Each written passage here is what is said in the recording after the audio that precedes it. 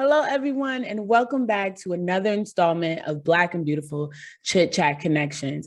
I have on my glittery top today because it is royalty's birthday. That's right. Dr. Martin Luther King Jr. It's his birthday. We are celebrating him this weekend. Some of us have the day off on Monday. Some of us have to volunteer and work. But hey, guess what? We are championing our DEI model, and we thank him for all of the contributions that he and his family and those that have walked beside him have done. So today's episode, an ode to Martin Luther King. We are going to read an excerpt from his last speech.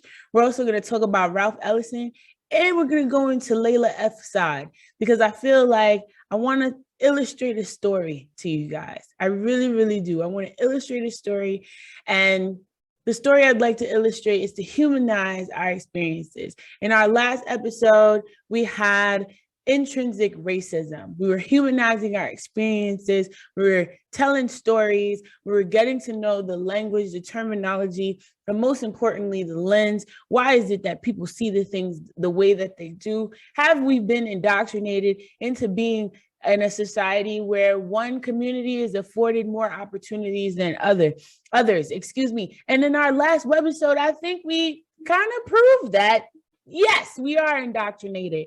So moving forward, an ode to Martin Luther King Jr. Once again, shameless plug, link in the description. Connect with us on any social media platform that you are interested in. We have Facebook, Twitter, Instagram, LinkedIn. We actually have a Clubhouse. We're going to get Clubhouse up and popping. We're going to have some conversations. We want you guys to be as involved in this conversation as possible. So we thank you. Shameless plug once again, linktree in the description below. Also, click that subscribe button so you get a notification every time we have a new video. We're here once a week, but we may ramp it up. Who knows? Whatever's happening in the community, whatever's happening nationally, we do want to address those things. And as we grow this platform, we will be putting more and more content out there. So I just want to thank you guys for joining us again today. And let's just jump right in. We're just going to tap right in. Oh, let me introduce myself for those of you who are here for the first time. I call you guys my Black and Beautiful family. That is not inclusive or exclusive.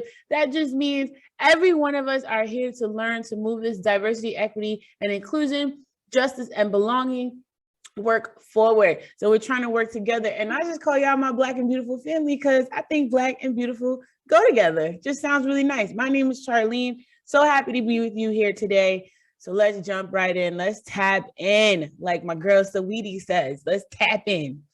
So I am about to read an excerpt from Dr. Martin Luther King's last speech called On the Mountaintop. And On the Mountaintop was given in April of 1968. And I'm just looking down because I wrote down my little notes.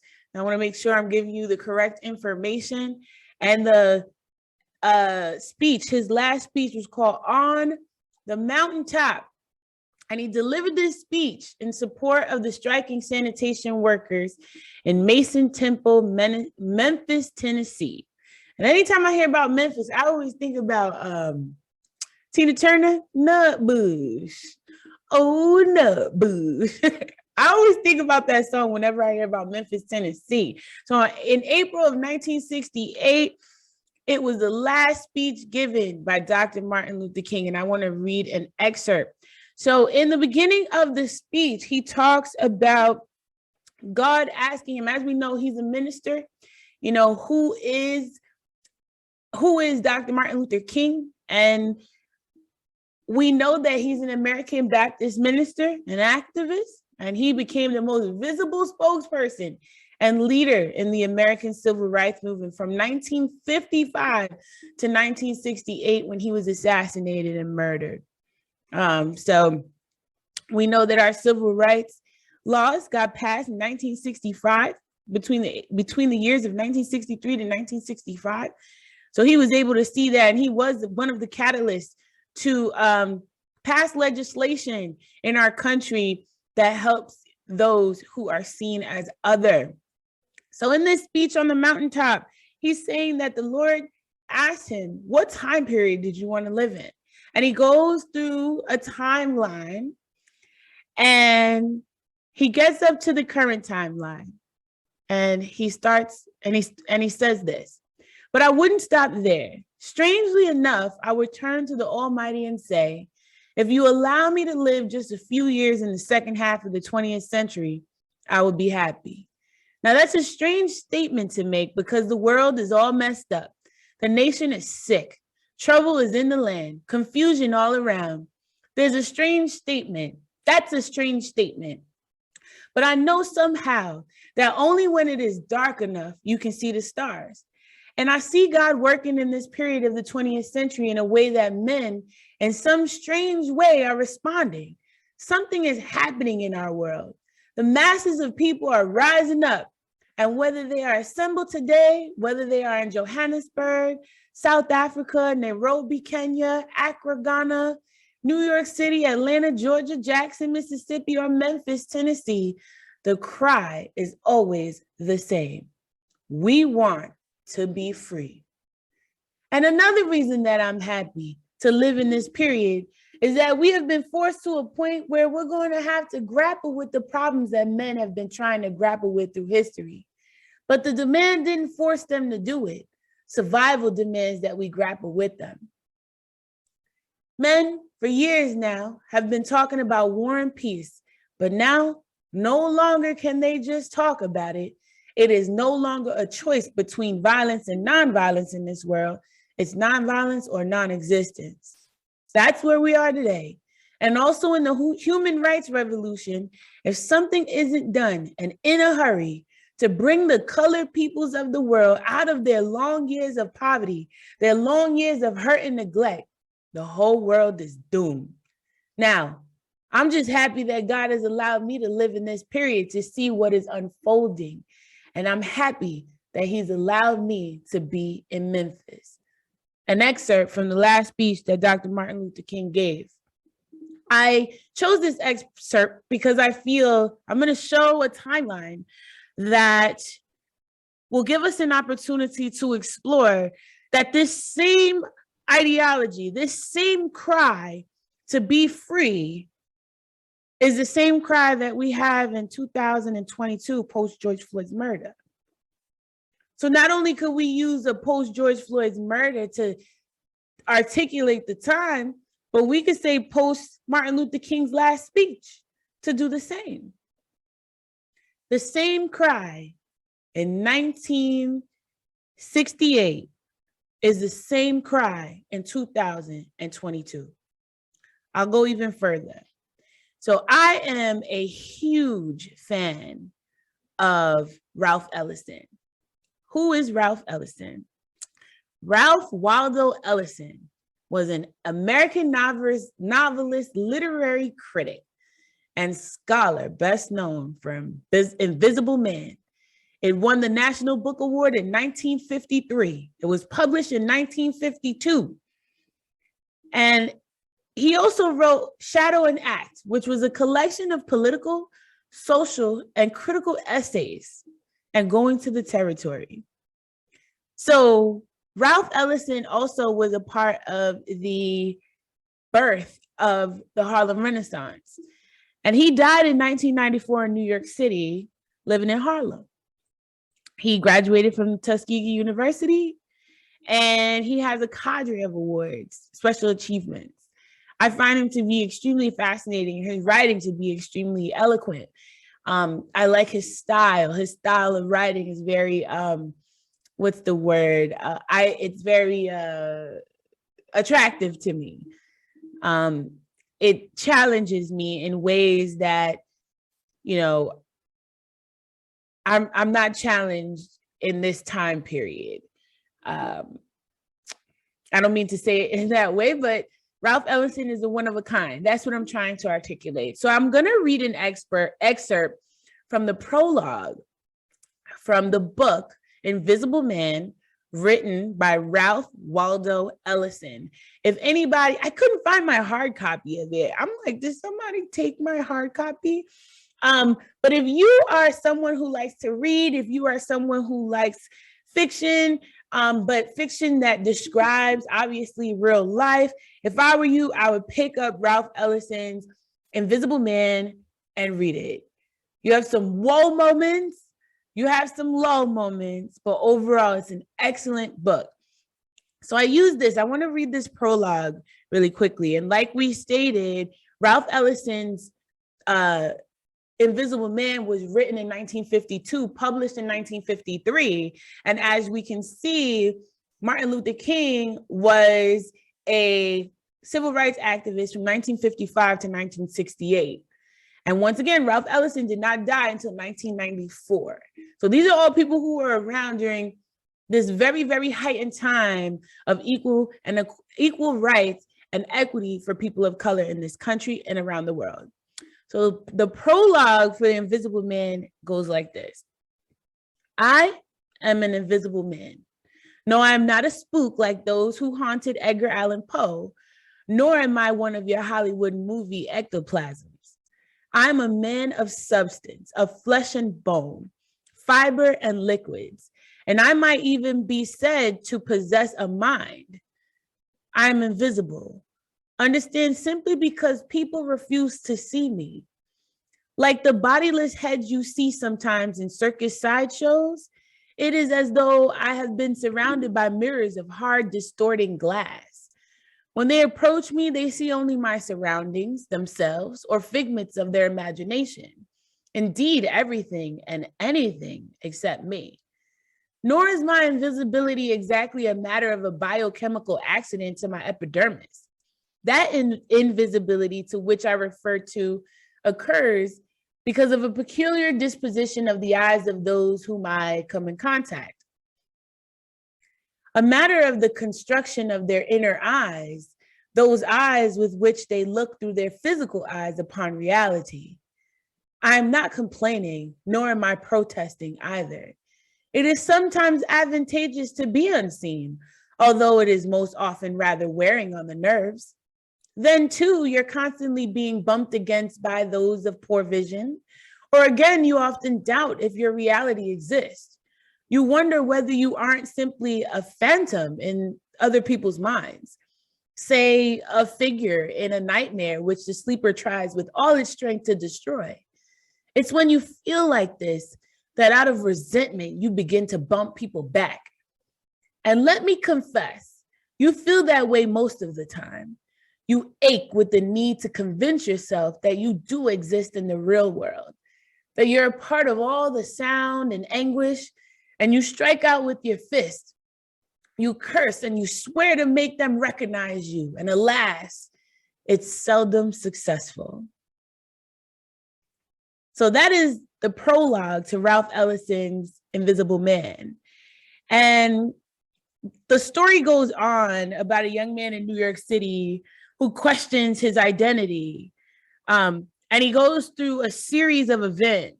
He's an educated young man. He's college bound. He attended college, and he had some adverse challenges that brought him to this place, and he questions his existence. And as he's questioning his existence, he's providing you with examples of why one would question their existence. And so as you're reading, you're not only reading it as a novel or, for entertainment, you're also asking yourself, wow, have I experienced this? At least as a person of color, me reading Invisible Man, I'm saying to myself, wow, am I experiencing this as well? Or, wow, I can certainly relate to that feeling of being invisible or feeling invisible. For example, I was in a parking lot recently, 2022. And something I always say to myself, like, I want to show this timeline, and I want to show that things have very seldom changed, right? Just like our character, our protagonist in this book, Invisible Man, said you want to push back and you try to convince yourself, but it's seldom successful. And so that's where I want to go today. But I'll give this example. I was in a parking lot recently, and I was walking, and someone was backing out of their spot. And I'm a person, this is a car. This particular individual could care less that I was walking near the vehicle. It was as if I didn't exist, as if when they looked at me, they looked through me. And I had to take a second and I recognized why, because that person didn't see me. I was a figment of their imagination and they could have cared less. Their car and them getting out of their spot was more important than a human being walking through the parking lot safely. Yes, so I want us to think about these things, right? An ode to Dr. Martin Luther King Jr.'s birthday, there's also a call to action, because 1968, 1952, these are decades ago, and we're asking for the same freedom. We're asking for the same opportunity to be seen 40, 50, 60 years later. I digress. So, Ralph Ellison writes the book in 1952, publishes it in 1953, and then he writes an essay, like an epilogue or introduction to the book, and republishes it. And this is on an international stage. And so I wanted to read an excerpt from the introduction, which was republished in 1981. So he writes a response to his book after it's won awards, after people have read it. He's a critic, you know, world-renowned critic. He's a sociologist. He understands, you know, community. He's trying to get to a space. He's also technically an activist as well. The birth of the Harlem Renaissance, a name that is well known. Even in Dr. Martin Luther King's I've Been to the Mountaintop, he references Ralph Ellison in that speech.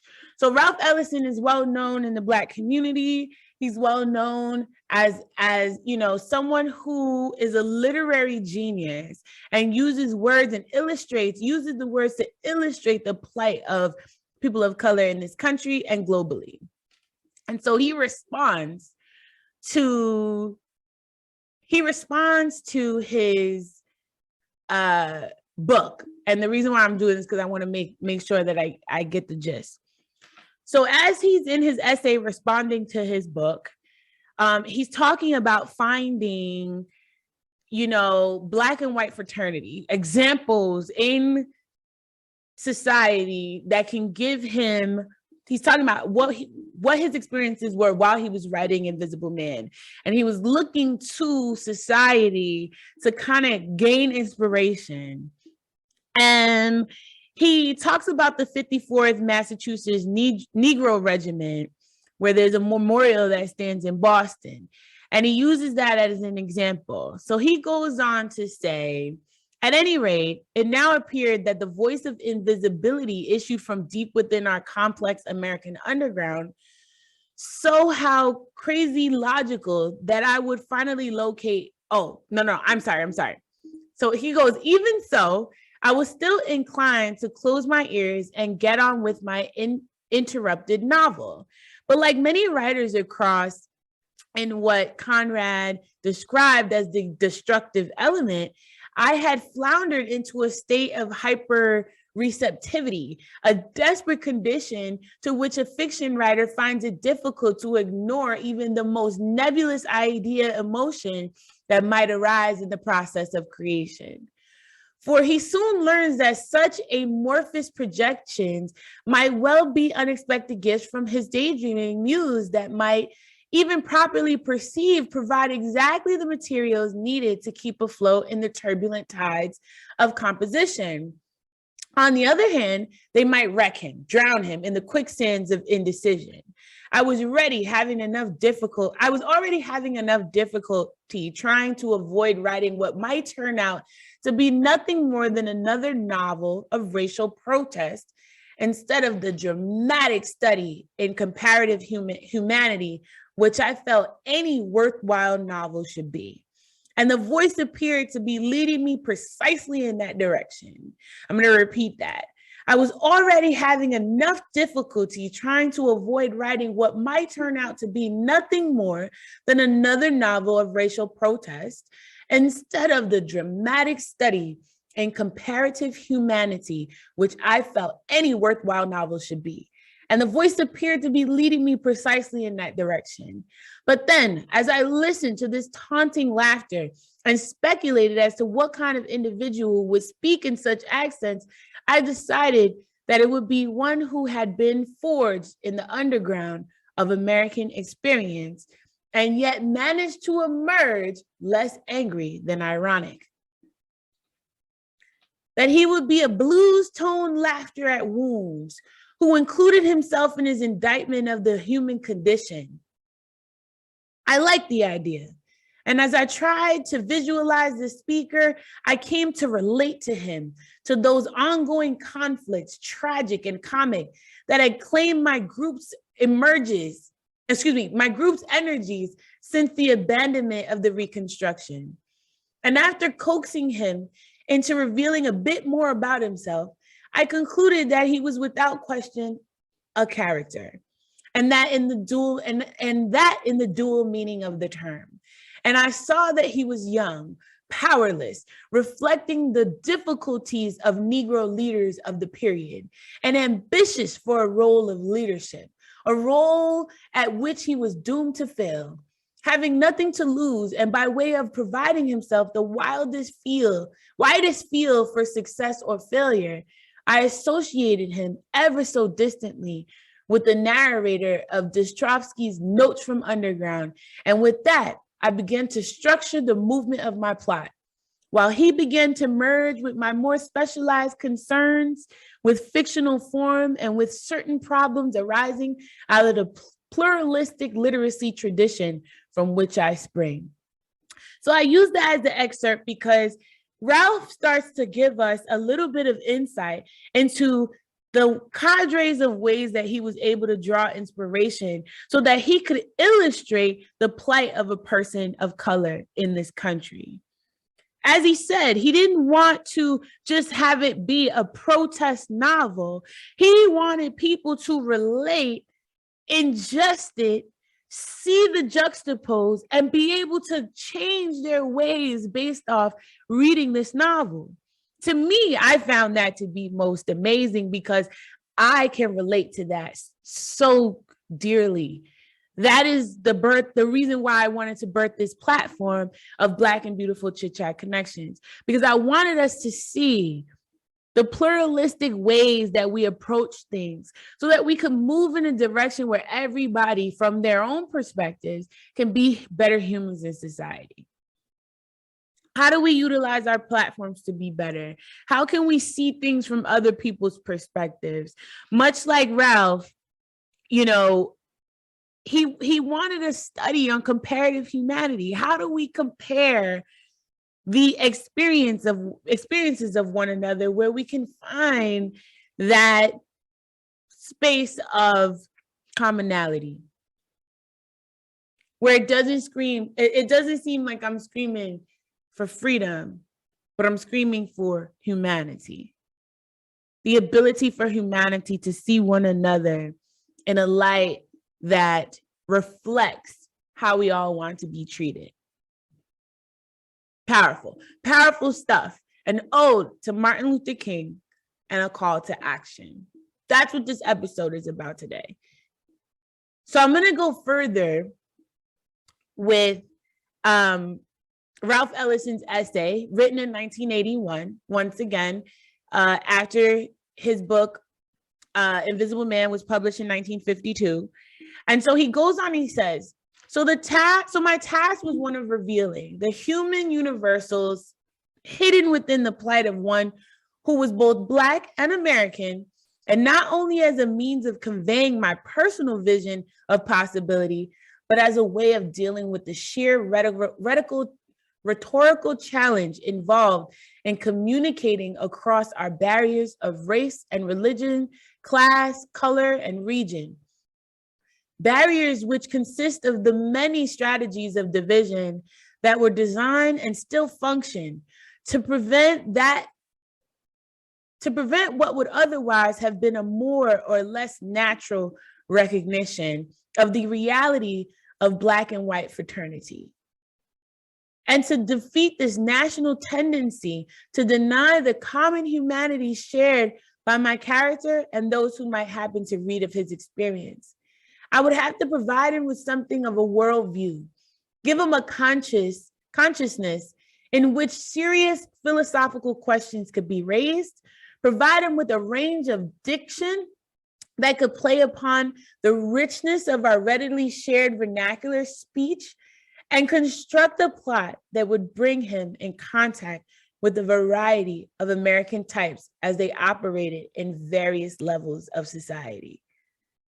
Most of all, I would have to approach racial stereotypes as a given fact of the social process and proceed while gambling with the reader's capacity for fictional truth, to reveal the human complexity which stereotypes are intended to conceal.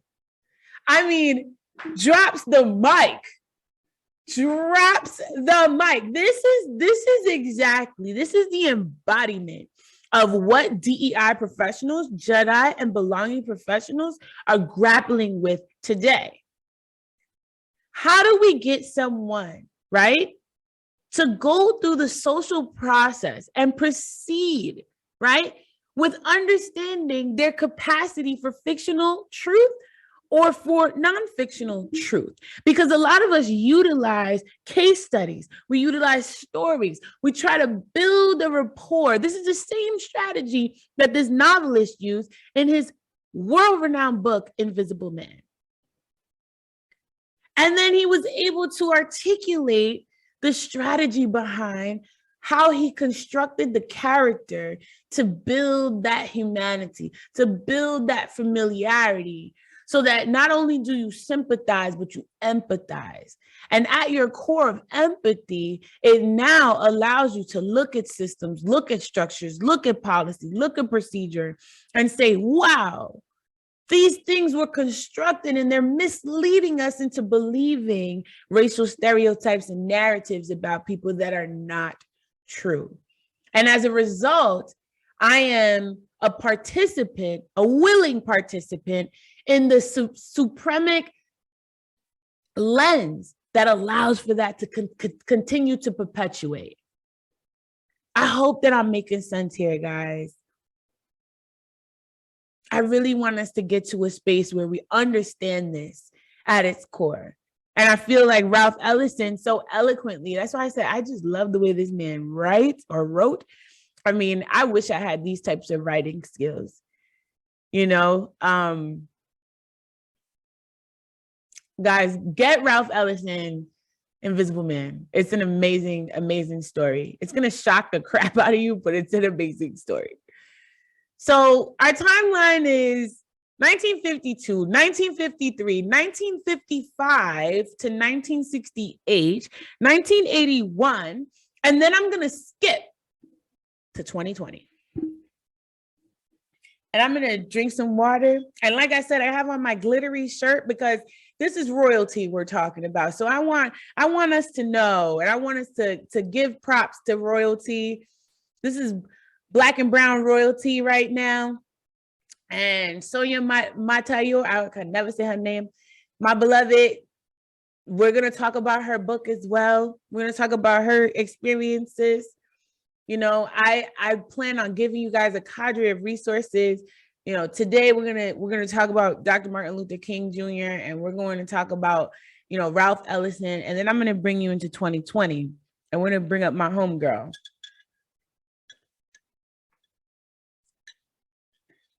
Sorry, I had to take a sip of water because you guys know I get so excited about this.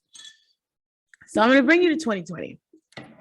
And another shameless plug. I don't know if you guys can see this. Me and White Supremacy by Layla F. Saad. Get this book. This book started off as a digital free PDF hashtag on Instagram. It has since turned into a published book. It is a 28-day workshop where you, the reader, and perhaps a group, or, you can do it by yourself or you could do it with your group. I've done it both ways. You talk about the white supremacy lens from a global perspective, and you go through a series of historical context, you go through a series of case studies, and you respond from your perspective. I recommend that everyone gets this. So who is Layla? So Layla, because I want to read what is online about them. Layla is a British social media figure and author. So like I said, after starting an Instagram trend, #MeAndWhiteSupremacy, she developed her work into the digital Me and White Supremacy workbook. And it was published in 2020, the book, Me and White Supremacy, and it entered the New York Times bestseller list. Okay. Layla is from Wales. She's from the UK. She's 39 years old. So according to her age and the time period, she is the leader of tomorrow as it pertains, in comparison to Ralph and Dr. Martin Luther King. And the reason why I brought her up is because I feel like we want to give people practical ways. Dr. Martin Luther King would not only ask for freedom, but then he would give you practical ways to alleviate and liberate the social structures that are hindering people of color. Ralph Ellison would provide critiques, essays, feedback. I mean, what novelist do you know goes back and writes an essay about their novel, right? And provides you that insight into how they develop the characters, right? Practical ways. Layla F. Saad, practical way. Put you through a workshop. So I'm going to read an excerpt straight out the book. And this is right in the beginning. I always like to, go from the beginning because I feel like authors say the most in the beginning to me. The middle is usually explaining what they said in the beginning. And then in the end, they have a conclusion. So I'm going to read an excerpt. And this is from Welcome to the Work, Part 1. This is broken down into parts. You have days and chapters of those days. So she says, this book is part education, part activation, which I just said. You will find yourself expanding your intellectual and emotional understanding of racism and white supremacy. But more importantly, you will find yourself doing the work as an individual to help dismantle. That's where I am. Let's find practical ways, give people practical ways. That's why I'm giving you guys resources. I am also a diversity, equity, and inclusion educator. I do professional coaching as well as organizational development.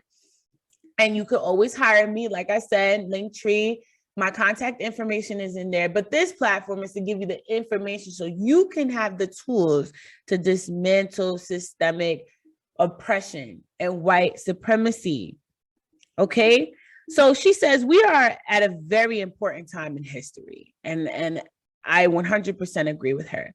Many white liberal progressives like to believe that we are in a post-racial time in history. But the truth is, racism and anti-Blackness are still alive and well today. BIPOC, go to our first episode if you need to know what that is, but it's Black, Indigenous people of color, are suffering daily from the effects of historic and modern colonialism. Right-wing, anti-Muslim nationalism is gaining popularity across the Western world, and anti-Blackness continues to be a form of racism that can be found all around the world.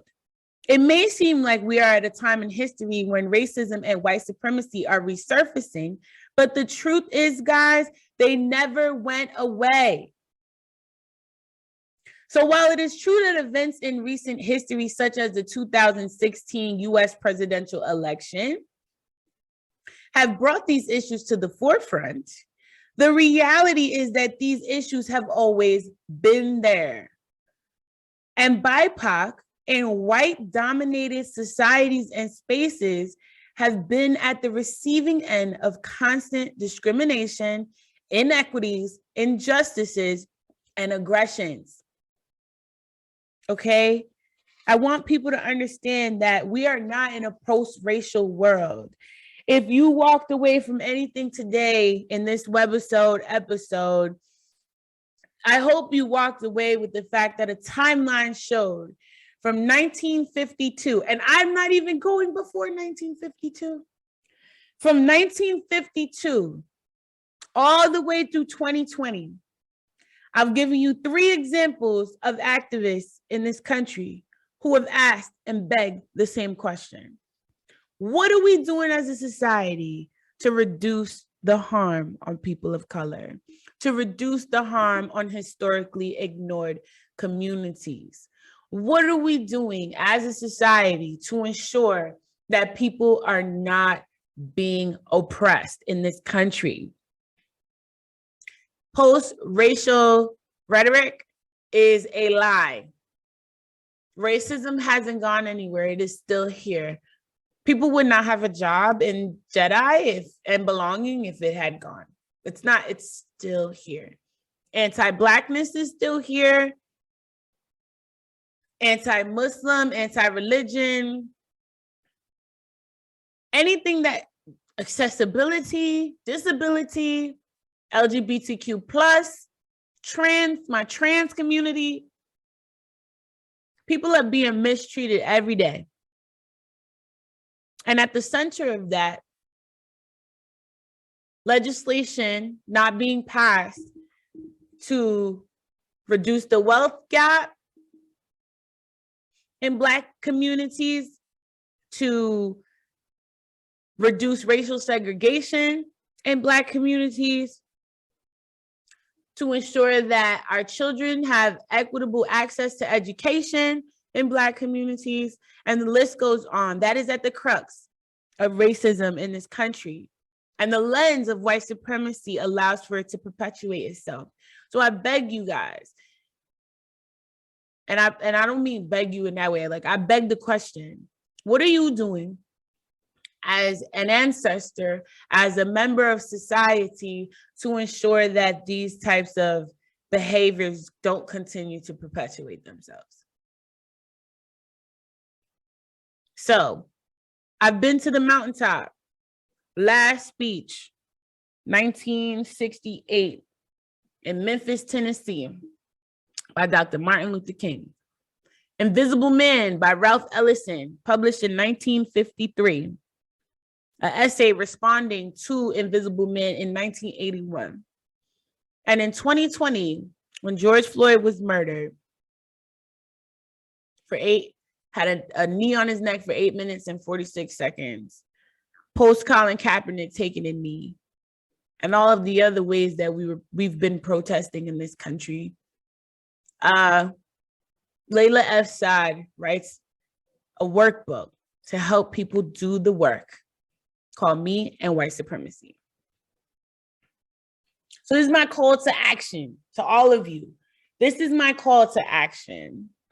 If you are watching this and you are participating in MLK Day, or you are looking to become a better person in society in terms of reducing harm, pick up one of the books that I shared, pick up the speech that I shared, and read it, reflect on it. Think back on the times where you could have been a better individual in society in terms of reducing harm on others. That is my call to action. Pick up a book, read an article, respond to it, talk to your friends, talk to your family, have intellectual conversations that are fruitful so that we can be better to each other. That's the call of action. So an ode to Dr. Martin Luther King, a call to action, Ralph Ellison, Layla F. Saad, and a cadre of other people. I'm just focusing on them right now. These are good ancestors. These are people doing the good work. Are you? All right, guys, that's it for me. Call to action. I hope you guys take heed. I hope you have a great weekend, a great Martin Luther King Day. Thanks for tuning in. We'll see you next week. Love you. May God bless you. May heaven smile upon you. Have a good one. Good night.